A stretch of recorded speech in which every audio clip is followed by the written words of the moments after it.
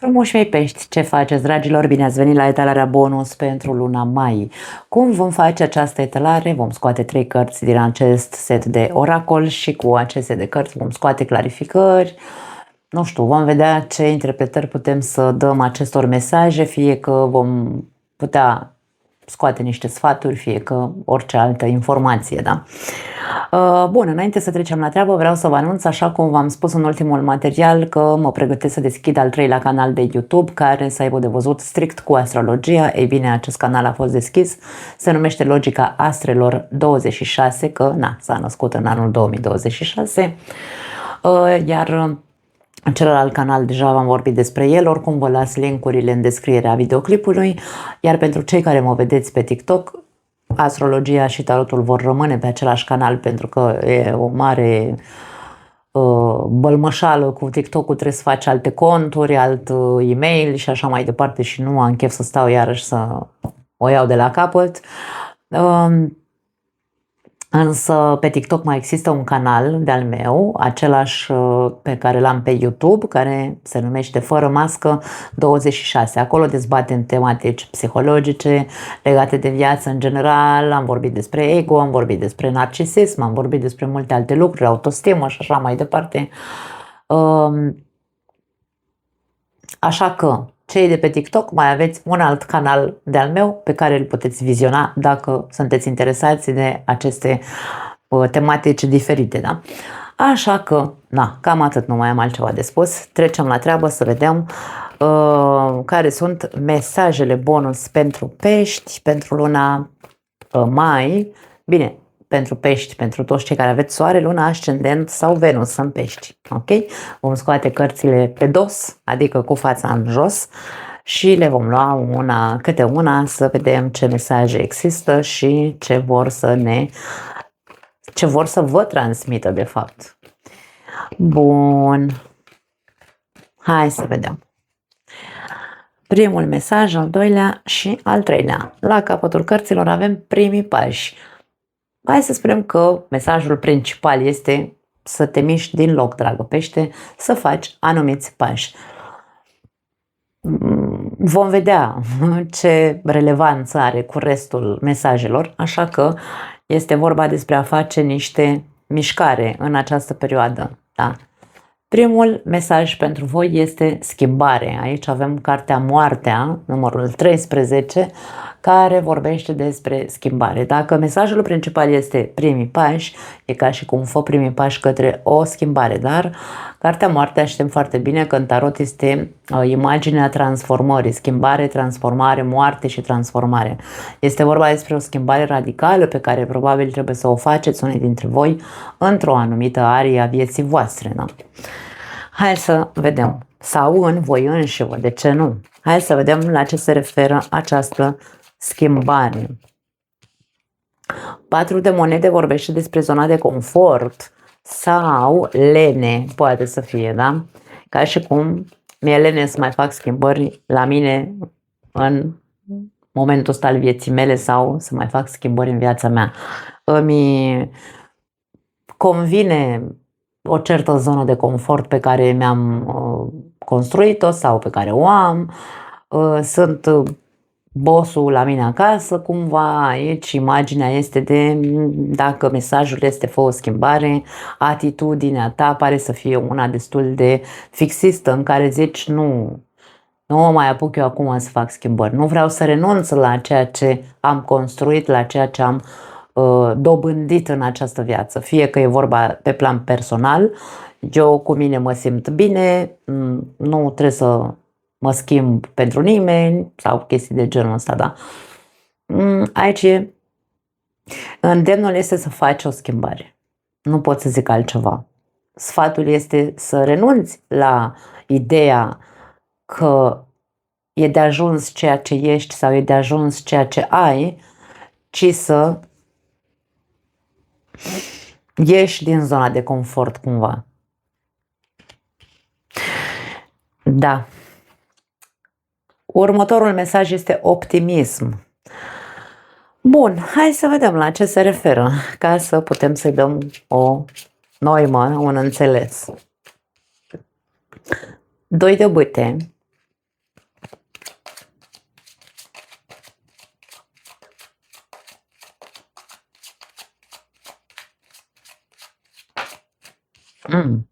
Și 2 de monede, un alt 2. Aici vorbim despre unii dintre voi, îmi lasă impresia că dacă nu mai acceptați schimbări în viața voastră,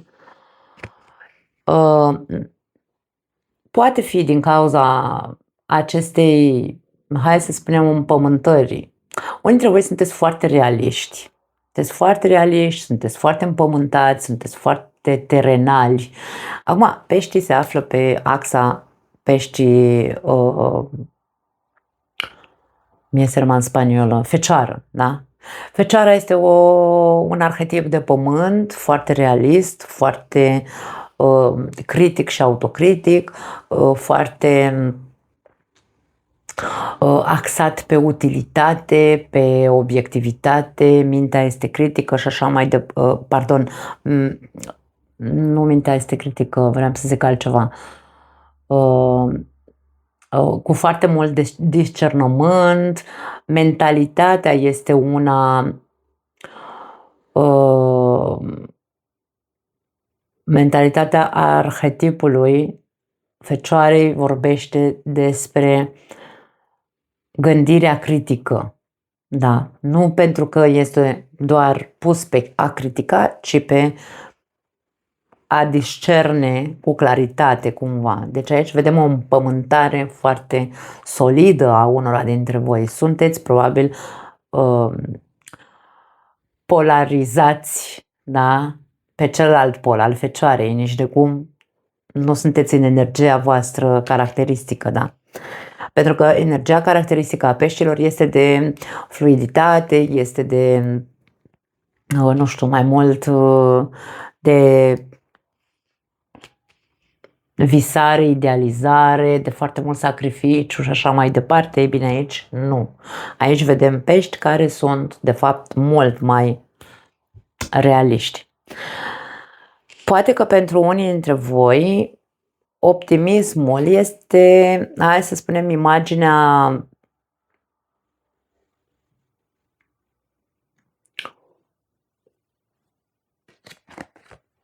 sau optimismul este pus pe locul 2, ca și cum nu stau cu capul în nori, nu mai gândesc așa, eu sunt centrată doar pe lucruri reale și așa mai departe, pe ceea ce e palpabil, pe ceea ce pot să fac, pe ceea ce pot să câștig și așa mai departe, pe ceea ce am de câștigat, da?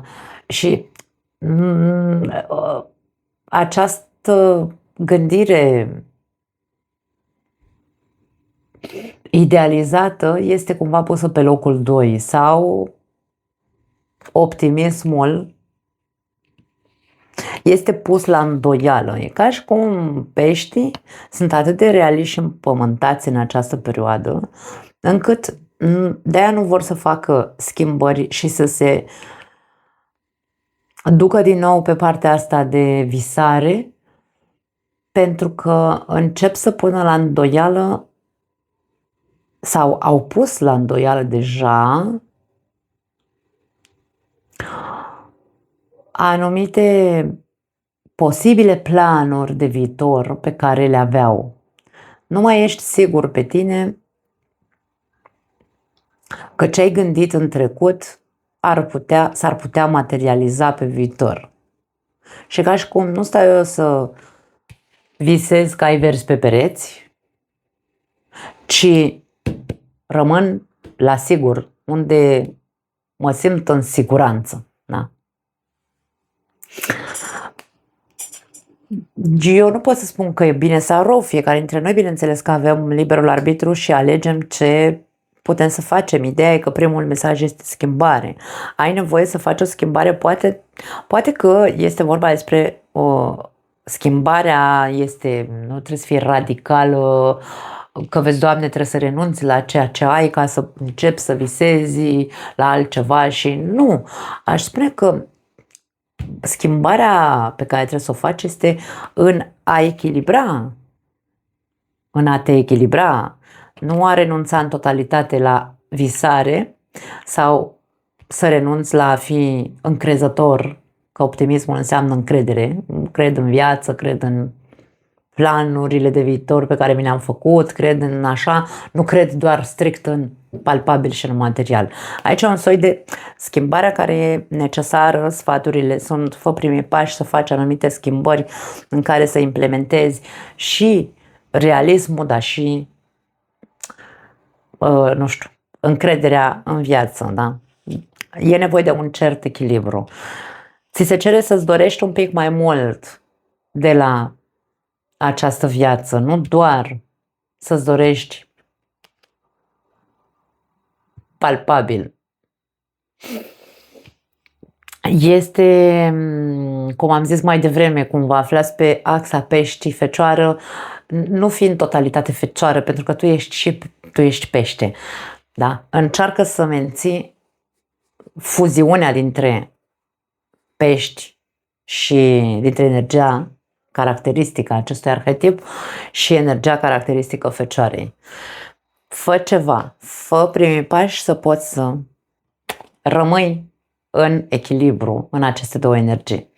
Următorul mesaj este exprimarea emoțională. Hai să vedem la ce se referă.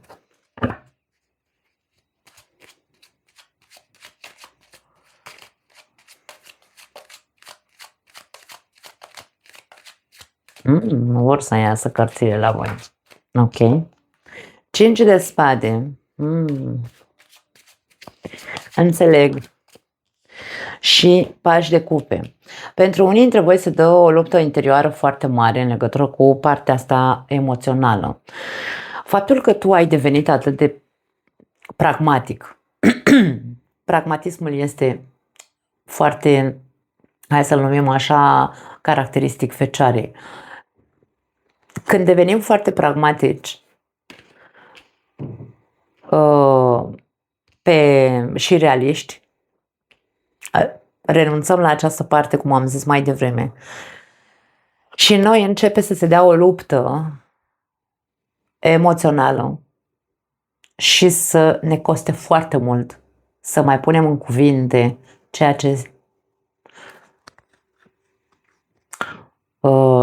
ce se întâmplă în interiorul nostru. Aici putem să vorbim despre furie. Poate unii dintre voi ați adunat foarte multă furie din cauza faptului că ați fost mințiți, înșelați, luați așa cumva de, nu știu dacă e cuvântul corect, luați de fraieri, dar când ați fost vulnerabili, ați fost de foarte multe ori călcați în picioare emoțional și atunci nu mi-a rămas altceva decât să devin foarte pragmatic, nu știu dacă neapărat rece, dar foarte pragmatic, da? Și să-mi fie foarte greu să mă mai deschid din punct de vedere emoțional. Peștii sunt o zodie de apă. Nu puteți să renunțați la această parte a voastră, pentru că nu vă veți simți compleți, dragii mei. Încercați să înțelegeți că trebuie să existe un echilibru aici.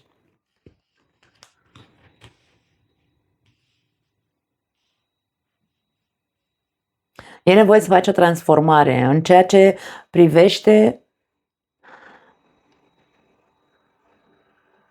ce ai devenit în urma trăirilor emoționale pe care le-ai avut. Pentru că aici avem imaginea măscuțelor, da? E un soi de prefăcătorie. Mă prefac că sunt bine din punct de vedere emoțional, dar doar eu știu ce lupte se dă în interiorul meu. Nu e vorba despre falsitate, da? Este despre ascund ce simt și las să se vadă doar ce vreau. Da. Ce să zic? Mesajele sunt să îți dai voie să echilibrezi ambele poluri. Nu este caracteristic peștelui să fie fecioară.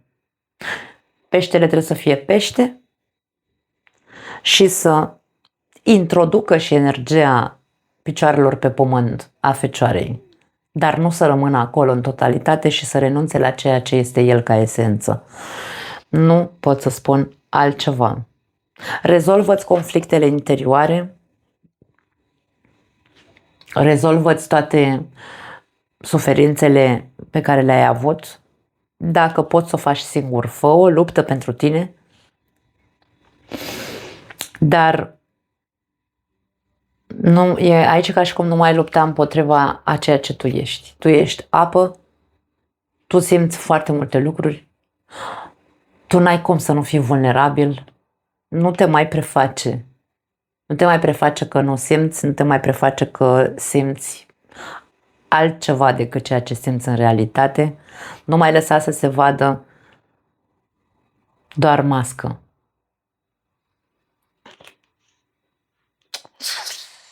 Da. Nu mai am altceva pentru voi. Foarte interesant. E momentul să începeți. E momentul să începeți această transformare. Când noi nu vrem să renunțăm la un fel de a fi, în viața noastră se întâmplă lucruri. Când apare cartea Moartea, vorbim despre un proces profund de transformare prin anumite evenimente care practic aduce moarte în viața noastră. La ce se referă aduce moarte? Moarte metaforică, bineînțeles, da? Aduce într-un fel sau altul distrugere.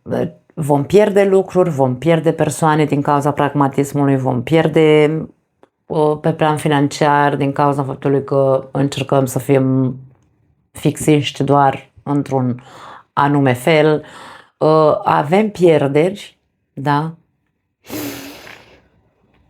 Care sunt practic anumite semnale care viața ni le arată ca noi să înțelegem că trebuie să facem niște schimbări. Că așa nu mai merge, trebuie să facem și altfel. De-aia vorbim despre primii pași și despre un proces de schimbare. Acum da, nu mai am altceva pentru voi, vă pupăcesc, ne vedem data viitoare. Ciao!